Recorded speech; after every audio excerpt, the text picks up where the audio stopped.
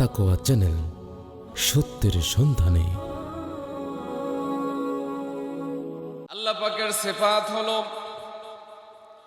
তিনি তার সৃষ্টির উপর অনুপরিমাণ জুলুম করেন না। এমনটা ভাবার কোনো কারণ নাই যে আল্লাহ কেমন অবিচার করলো, আল্লাহ এই কাজটা না করলেই পারতেন। আল্লাহ আমার যুবক ছেলেটাকে আমার কাছ থেকে তুলে নিয়েছেন, কি করলো? হায় হায়, আমার কি হবে? আমি যুবতী মানুষ, আমার স্বামীটা মারা গেল, আল্লাহ আমার প্রতি এত জুলুম করলেন। ও আল্লাহ, এত জুলুম আপনি কেন করলেন? মানুষ এরকম বলে নাকি? বলে না। অথচ এর মধ্যে কোনো জুলুম নাই। একমাত্র তারাই বুঝতে পারবে যারা চিন্তাশীল।